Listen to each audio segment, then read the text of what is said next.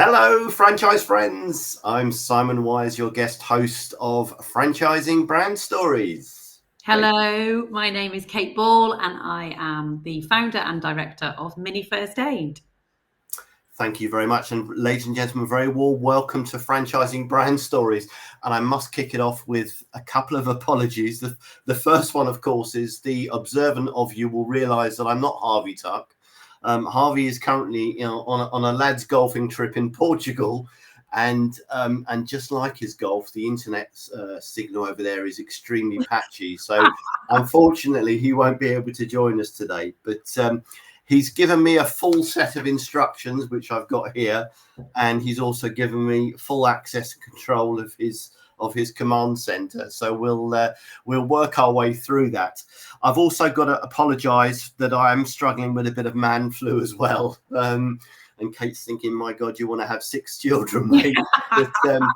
But yeah, so you might want to trim the bass off your graphic equalizer on whatever device you're using. But we'll get through it. And Harvey has given me some instructions here. And the first one he said to me is, Simon, wear hat. Now, I'm not going to wear a hat. I'm going to tell you it's behind me, hanging on my computer there. And he's also asked me to tell everybody what we do on this show. Well, we are a live stream. We are dedicated to sharing and telling franchising stories, the journeys of the founders for some of the best franchise opportunities in the UK, because we believe if you get an understanding of the story, the vision, the values and the culture, you are better aligned to make the right choice in franchising. And certainly if you use those culture, vision and values to make your selection, you'll be in a much greater position to be successful in franchising. So that's what we do. We are streaming live across all of your favorite social platforms. I will say that if you would like to say hello and put anything in the chat, please do as we go through, and we will pick up any questions that you have.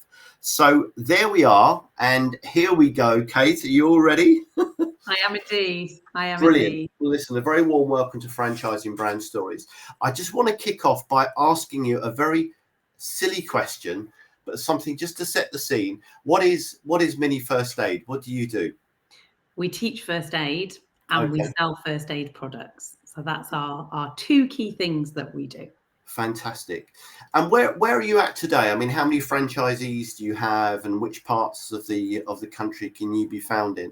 So we have 70 franchises and we are UK wide. So we have a couple of pockets still to fill, but we are nearly at full capacity across our franchise network. So anywhere, literally anywhere in the UK, you can do a Mini First Aid class with us. That's brilliant. And what are the key territories you're looking at filling at the moment, just for anybody watching? Yeah, so we've got some space in Scotland. We've also got some space in the West Country. So we're recruiting in parts of Somerset and in Cornwall. And I'm just looking at my map now over my shoulder. And there's also some space in Wales and also in the Northeast as well. So most of it is full. Most of the UK is full, but there are a couple of areas where we are still actively recruiting. Brilliant. So you've got one of those maps like any franchisor's office that you go into that's got all the pins in it, have you, with all the locations? It's actually, it used to be, and now actually it's quite a techie looking thing. It is on paper. Okay. It's printed and it has all the territories. It's all numbered with a key next to it so I can see who all the people are. And it is lovely to see, because you walk in the office and you see we make the map green as it becomes a Mini First Aid territory. And Brilliant. It is super fantastic to be able to look at it and go, look at all of this coverage that we have. So yeah. Excellent. And I'm going to ask you in chapter 2 a bit about sort of the typical day in the life of a franchisee. But can you tell me, I mean, how does the franchise operate? These are all owner operators, are they? These are all owner operators? Yeah.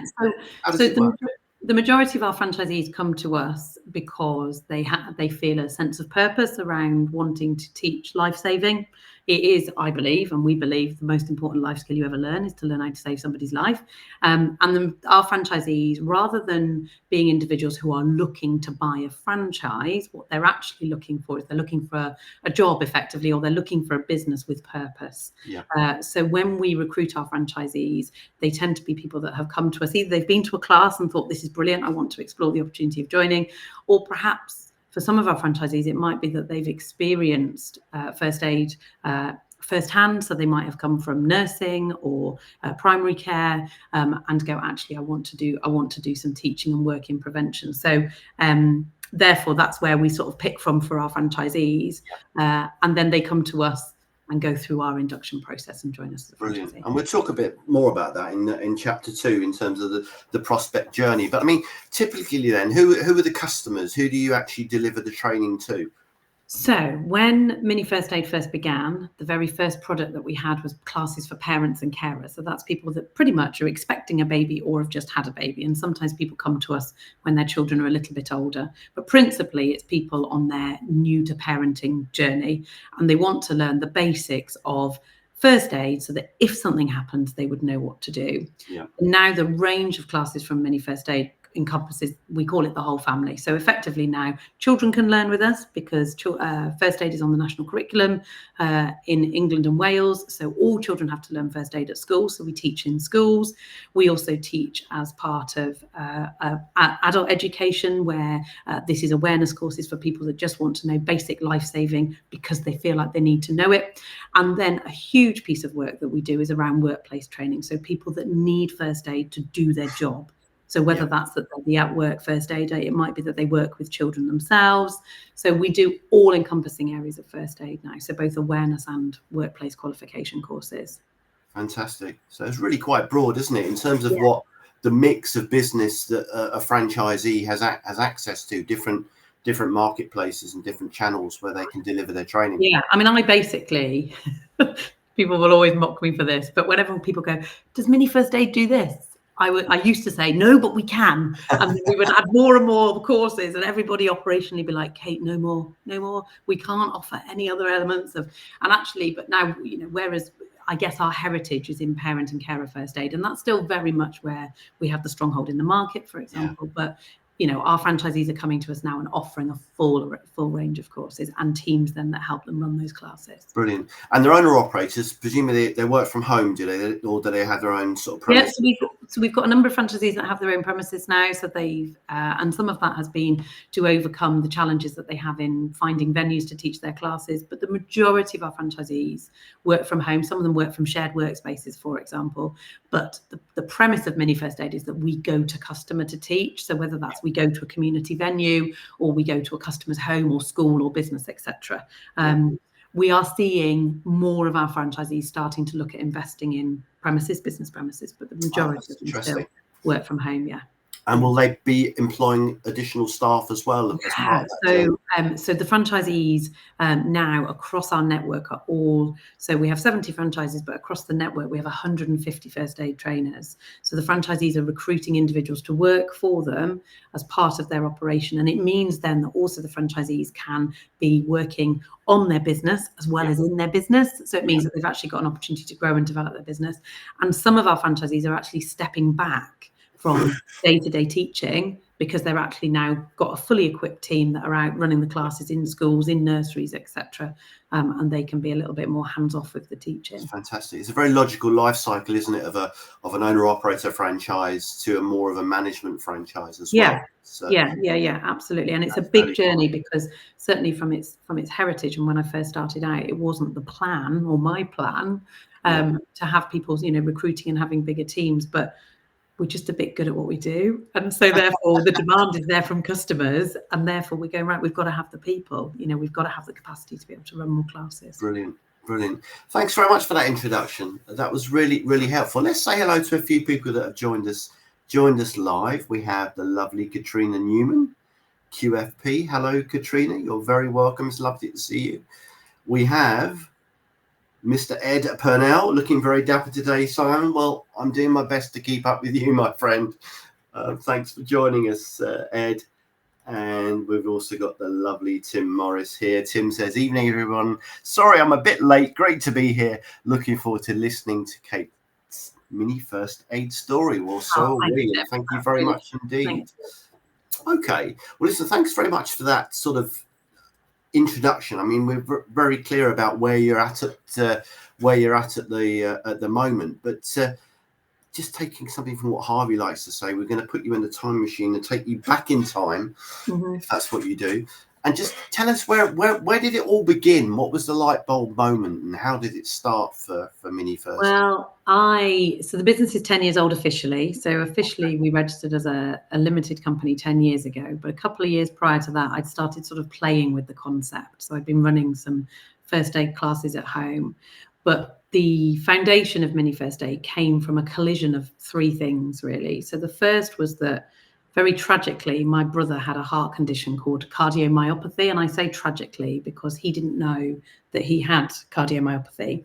And the first he knew or never knew of it was that he went into cardiac arrest. And the young people, he was 22 at the time, the young people on the scene didn't know how to, or reported that they couldn't give effective CPR.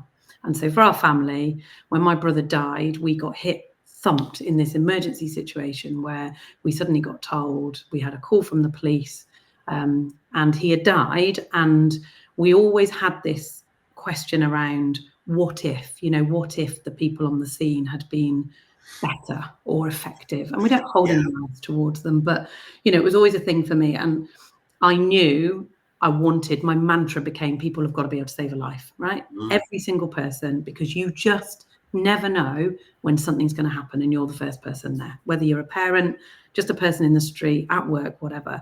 So that was my first thing. My second thing was that I worked for a corporate. So I worked for a big confectionery business. I worked in learning and development. I had a great job, loved it. I was away from home a lot. I traveled a lot. I was in the States. I was in Europe. I loved my job. I used to write and develop sales and customer service programs.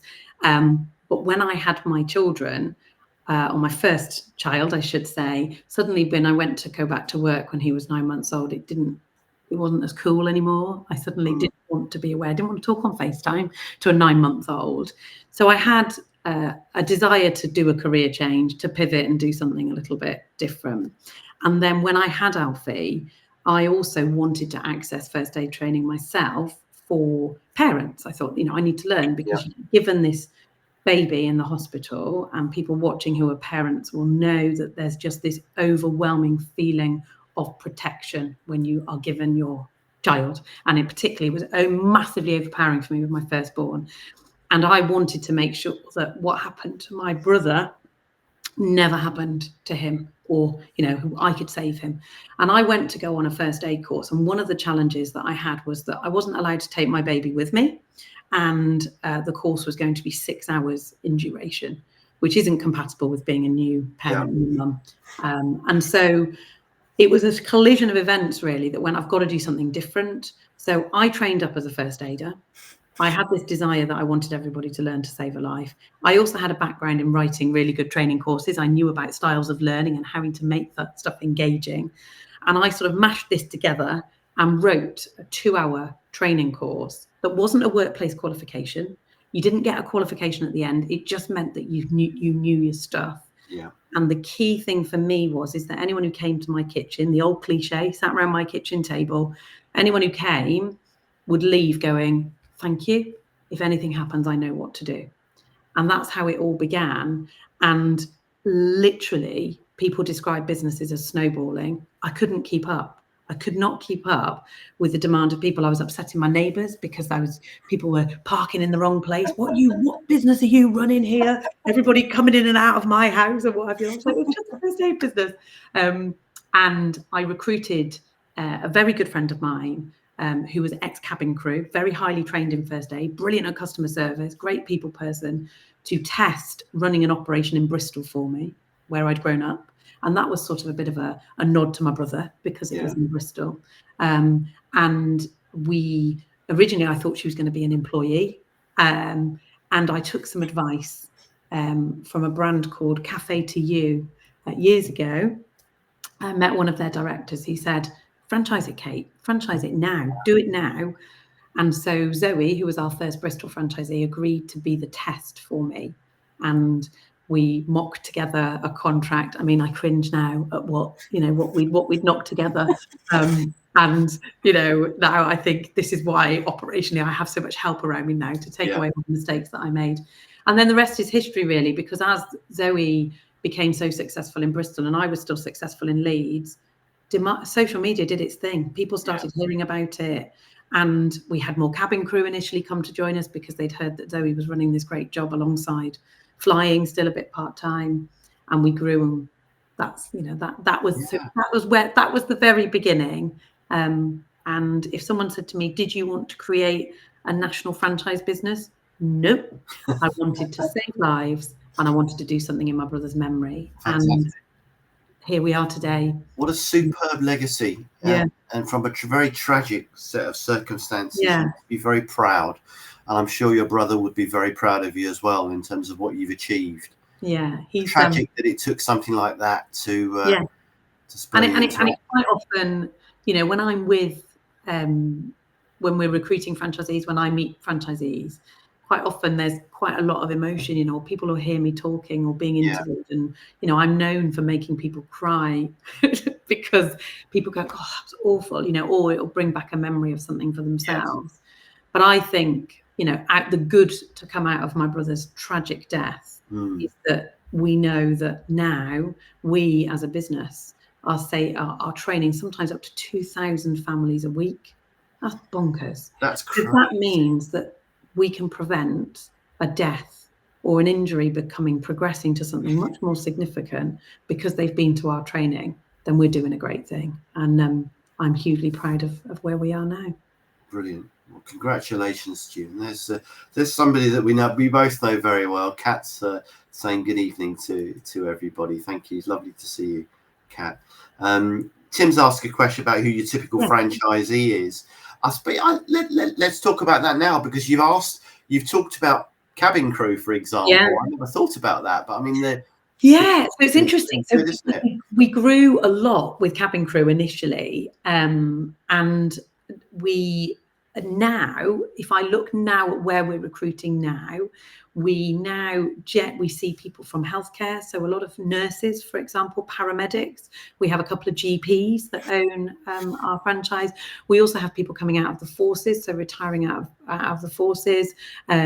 We also have people coming out of teaching, and you hear all these phrases of coming out of, and that don't, we're very careful in the sense of I don't go and whack an advert up outside a hospital and say, do you want to come work for us? Yes. But there have been, people only have to watch the news to see the challenges that some of our healthcare professionals and some of our teaching professionals, for example, are up against. And sometimes people will say, I just want to do something different. Yes. But from a mindset is that these are the individuals that go, I still feel that it's doing my bit in life-saving and in nursing, for example, but I'm just on the other side. I'm perhaps treating people or teaching people to treat first aid before they become a customer of the hospital, so to speak. And we used to, in answer to Tim's question around who is your typical franchisee, when I first started, one of my phrases was work a couple of hours a week, come and run one class a week, earn yourself a couple of £100, and it was a bit of a side hustle for people. So hence we saw a lot of cabin crew come through who would still be flying and then would run their classes when they were off duty, so they were not on a roster. And actually, because of the demand from our customers now, what we actually need is people that want to operate their business full time. Right. And that's been a big change for us, or will operate it with the supportive team that enable their business to be open full time. So that has been quite a big change.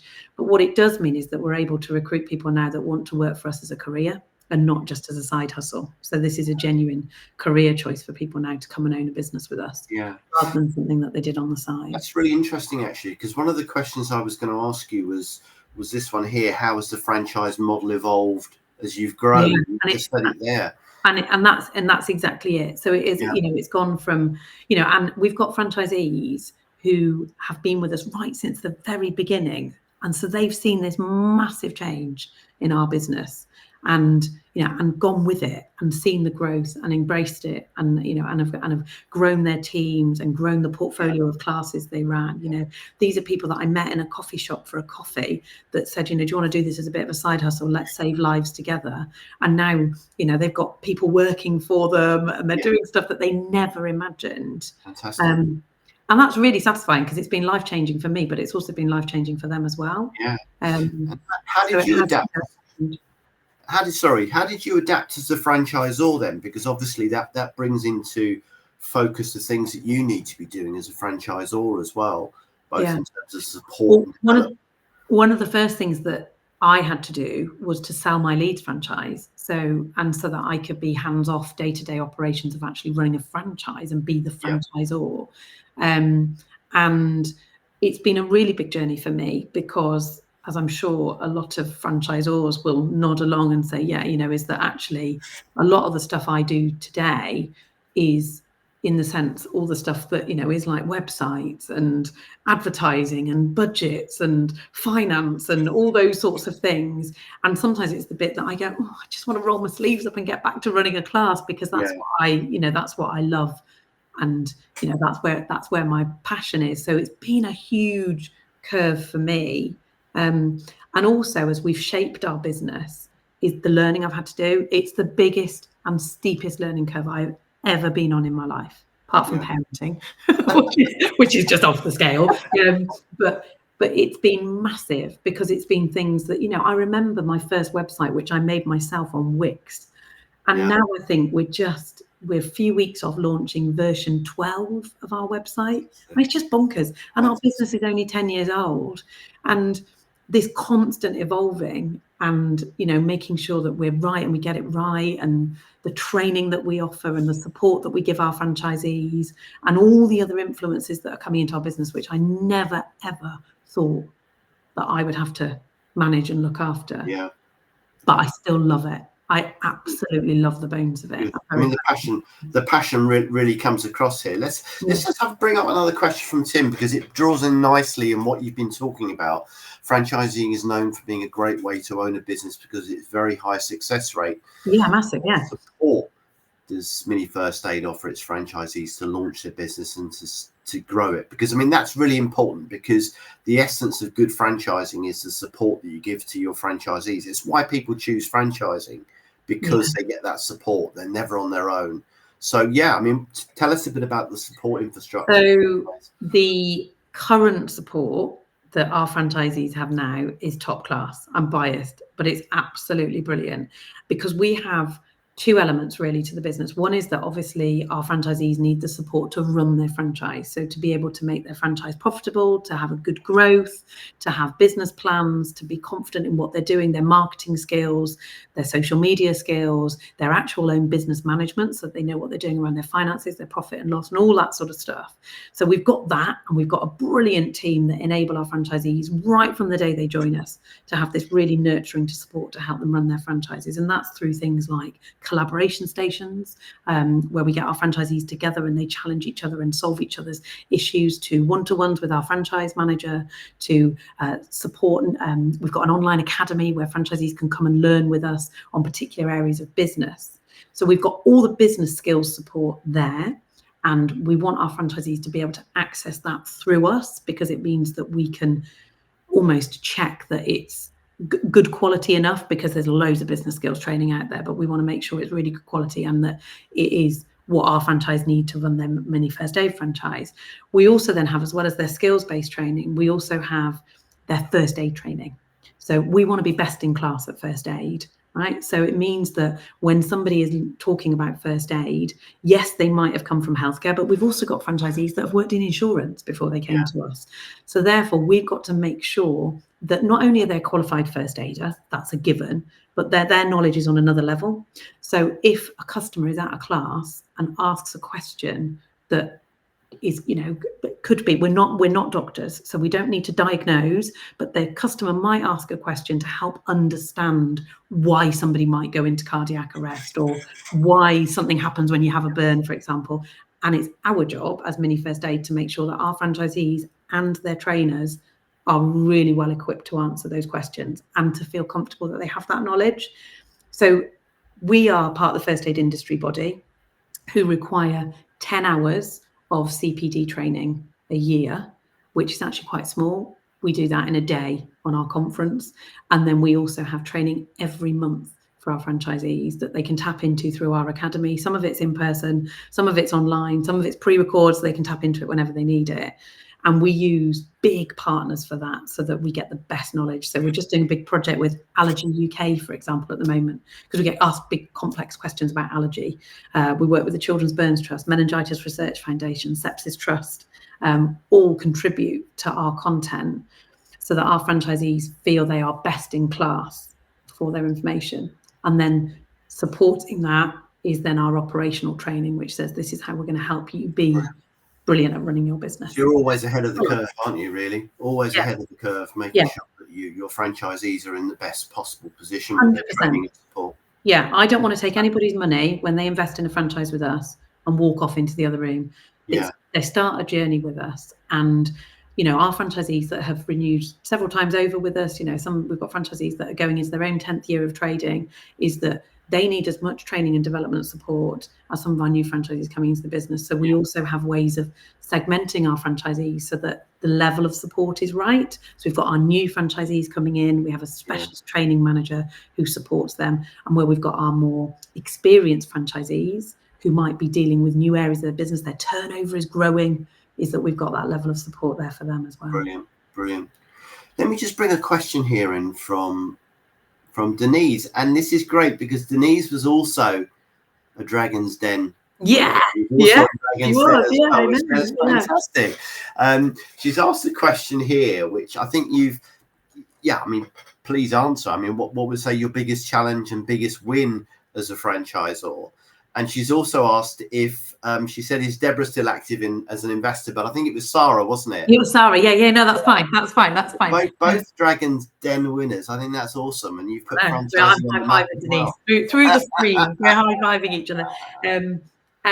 So my biggest challenge probably was to go and do Dragon's Den. So we can talk about that and win. Actually, let's put that down as a win, because what I'll talk about as a challenge is my own personal involvement, because when I started Mini First Aid, I was the HR manager, I was the marketing manager, I was finance, which now makes Matt, our finance director, shudder, because if I was still in charge of the finances, we wouldn't have a business. And I did all of those things, and some things I thought I did really well. I certainly did it with passion, shall we say.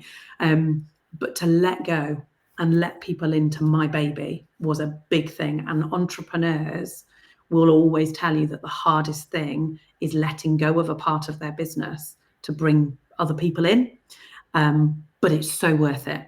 But the big challenge for me is finding my own role in the organization. And I joked with you before we came on live today that I'm on a wheelie chair because I get wheeled in now. So it's wonderful because my team now operationally make Mini First Aid happen. So if I don't show up for a month, wouldn't that be nice? Have a holiday. And maybe I could go and play golf with Harvey. But if I didn't show up, Mini First Aid still runs and runs brilliantly. And what I do now is my biggest challenge myself is to be out there and be the face of the business. So that's been my biggest challenge. And the biggest win, 100%, is Dragon's Den, because we will, Denise will know this, right? That we'll know this, that when we got the call to ask if we wanted to apply for Dragon's Den. So we got phoned by a researcher. It doesn't mean you skip the application process. It just means they're looking for talent. They're looking for people to go on the show. And I was nervous that if we did, I knew I had a great story, but if we took the brand on the show, if it was rubbished, if the Dragons said, this is rubbish, you don't make enough money or whatever, you're not investable, not only would it be damaging for my reputation and my business reputation, but at that point, we had nearly 50 franchises. So that's 50 people who potentially could have their businesses turned off. I was dramatizing, but could potentially suffer if it was knocked down. And my husband Matt, who is now my business partner, and he is also involved in the running in the operations of Mini First Aid, Matt said to me very rationally, he's a far more rational thinker than me, and he said, Kate, they might be able to say that our figures are not great, we're not, we could be making more money, but what they can't do is beat us up for what we do. So the worst that's going to happen is we're not going to get investment. Yes. But the best we're going to get is we're going to get a brilliant profile for people learning life-saving. And he was right. We got in that lift. We took our children on with us. We've got 6. Because they say never ever work with animals or children. And we thought, and actually what happened is the backstory to that is that we were actually filming during COVID, actually between the gap of the 2 lockdowns was when we were Series 18.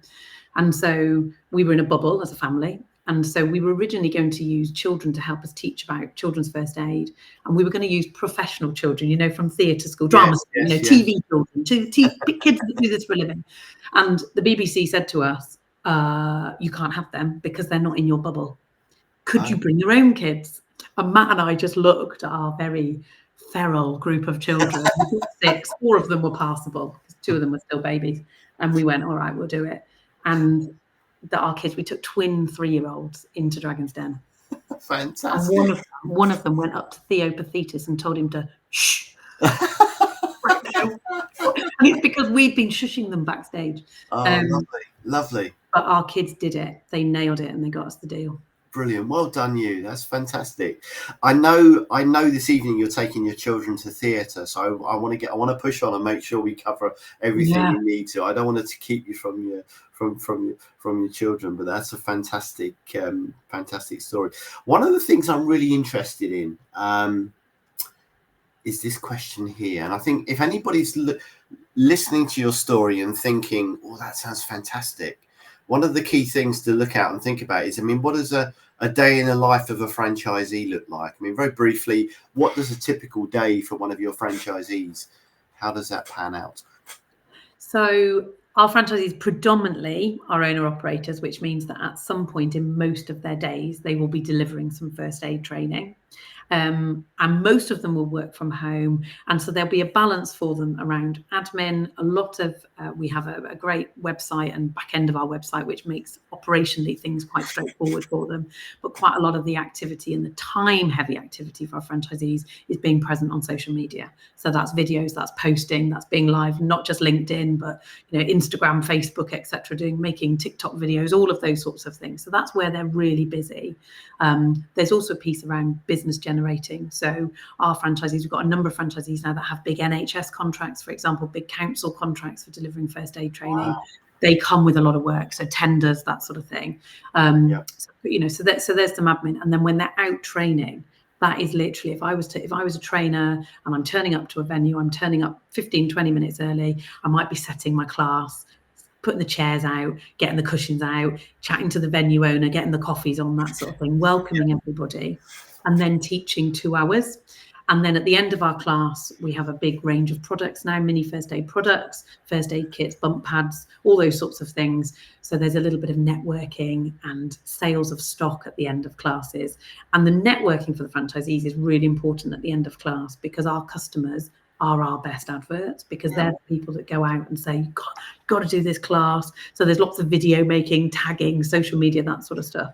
And sometimes our franchisees will have 2 classes back to back. Sometimes they might pack up doing a parent and carer class, and then in the afternoon be off to a school to run a school assembly, followed by first aid training for year 3, 8-year-olds, for example, and doing CPR training with them. It's really varied. It's busy. Our franchisees can still choose their own hours, so they can choose to work or have their teams working to meet the demands of their customer base. Very, very varied. So, bearing all that in mind, what skills and experience do your franchisees really need? What do you look for in your franchisees in terms of their attributes and skills? Big thing for us is the person, right? Because they're presenting, so they are a trainer. So one of the big things for our classes is that people need to be engaged with their trainer. So personality, and it doesn't mean they have to be the big bravado personality, but they have to be somebody that is good at engaging, good at eye contact, good at picking out the person that maybe looks like they might be struggling, or, we get people that come to classes that have experienced a first aid emergency and they find it very triggering. So it's being able to go, I've spotted somebody at the back of the room, I'm just going to, when they're doing the next activity, I'm going to go check in with them. So that whole communication skills, interpersonal skills is huge. And yes, we develop that and we train that, but we look, when we interview, do we like this person? Is this person going to be a really good advocate for our brand? Is really, really important. We also need, the more business acumen that an individual has, the better, because it means that it's an easier induction process for us and for them. So if they've had experience in running a business before, or they know the basics of profit and loss and where they need to expend marketing budget, etc. But the person is the most important thing. And when we get our franchisees together at conference, they're all quite different, but yet they all go, oh, this is a great crowd. Yeah. It's a great crowd. And you can't teach that really, can you? That's instinctive in an individual. Yeah. Absolutely. I mean, that leads me really nicely onto, and again, I just want to make sure people get a really full picture and understanding of the potential journey. Yeah. I mean, what does that prospect journey look like? I mean, how do you know if somebody's right for the business? From that initial first phone call, just talk us through that process. And my brilliant operations team and franchise management team can take all the glory for this, because I used to meet every single person in person, and I can't anymore. I haven't got the capacity to be able to do that anymore. And actually, it's brilliant that I feel safe to hand that on to my brilliant franchise manager and training manager. So an individual will inquire, they get sent a franchise pack which tells them about whether the area is available. If it's available, great, we start, and they're interested. It explains about the costings. If it's not available, as a franchise, it may be that they can come and work for us as a trainer, so work as an employee for one of our franchisees. Okay. So we have two pathways. If they're coming on board as a franchisee, then they go through a screening call, because very much when you're buying a franchise, franchisees are interviewing us as much as we're interviewing them, because they're making an investment, and they need to feel that this is the right process. And once they've had a number of calls with us and bring through that recruitment process, we bring them to interview. And we interview all of our candidates, take them through a process where we talk to them about how the model of the business works. For some, that is really introducing what a franchise even is, because as I said at the front end of our talk today, is that quite often people come to us not because they want to buy a franchise, but because they want to work in first aid education. And so we take them right back to explain how the concept of franchising works. And then once they make the decision and we go forwards to contracts and onboarding and all of that stuff, then that's where we get into the real fun bit, which is the training and the onboarding. Yeah. How long's the training then, the initial training? So we've pulled out some showstoppers in a month from signing contract. We would normally see from when somebody first makes an inquiry with us to when they're actually operating their franchise, it's normally a period of 6 months. But from actual contract signed to going live is that we have a very intensive sort of 6 weeks of training. That's not 6 weeks every day. Some of that is calls, some of that's meetings, some of that's training which they have to get on and do on our academy. They've got to go away and do their professional first aid training as well. So there's various elements. But normally, once contracts are all done, we're about 6 weeks then off a launch. Fantastic. Now, listen, as I said, I'm conscious of the time. I don't want to keep you from your we can chat all day, can we? I'm just reading some of the comments. I'm going to say that this is and there's loads of comments in the chat, by the way, which please, by all means, at the end of, go back and answer them in the... Yes, I will, because I've had a look at a couple of them, so I will. There's some really nice comments in there. In fact, Denise and I are going to get together because we're going to swap stories. Brilliant. Talk about Sarah and what we're up to. Ed asked me, what is the one thing you'd love more people to know about? From a first aid perspective, for people having a baby, I want it to be on everybody's to-do list. A bit like buying a pram. I'd like everyone to say, I'm going to buy a first aid, I'm going to buy a first aid class and a first aid kit. So just that whole awareness thing of changing the way that people see first aid, rather than it being dull and a dry subject, that they see it as something that's fun, engaging, and if, God forbid, they're in that position, that they know what they were doing. Yeah. And look, this is a question that Harvey loves, and he loves to ask it about life-changing stories. But it just occurred to me, every interaction that you have in your business is impacting and changing somebody's life, isn't it? Because if we don't go a week, and I'm not, that's not a made-up story. We don't go a week without getting an email into our head office or a message through Trustpilot or a message through our social media to say that somebody has had to use what we've taught them, and the outcome has been positive as a result. And most recently, we had somebody get in touch with us who had to give their baby CPR in the back of a moving car, but because they had known what to do, they saved that baby's life. We had huge media coverage as a result of it, which is brilliant. I mean, it's great for the brand, but ultimately, this couple still have their baby, and literally we're all in the office going, that is big stuff. And if we can provide that peace of mind for people, then we've done our job. We've 100%, 100%. Brilliant. Thank you for that.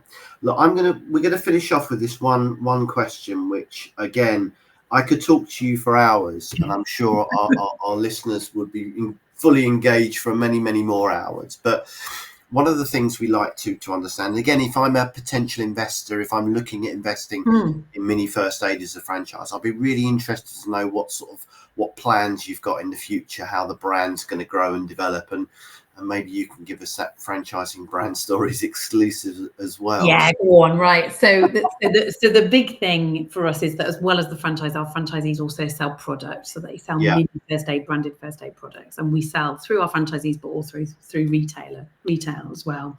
And we have this vision in our commercial team, so our product development, that we will have a green, as in Mini First Aid branded first aid product of every type. So if you need to buy plasters, first aid kits, bump pads, whatever it is, you will be able to get a Mini First Aid version either at one of our classes or in your local retailer. We're already in Asda, we're already in John Lewis. We want to be in the other big supermarkets. We're on Amazon, but there's lots more for us to do there. And for us, for growth, I'd love to take it overseas. And that is at the point where everybody in this office starts to shudder, because they go, oh, for goodness sake, Kate, for goodness sake. Our focus very much at the moment is our UK market, because there is so many more people to train in the UK. And we don't want to get giddy whilst we've still got opportunity here in the UK. But our plan is to go, right, this is something that's very exportable. Let's take it overseas. And we're on the journey with that. But so there we go. You heard that here first. Fantastic. Thank you very much indeed. Kate, we're going to leave it there. As I said, there are a few more comments coming in, but we can take our time and answer. Yeah, absolutely. We'll just want to say thank you. I just find your story is so inspiring.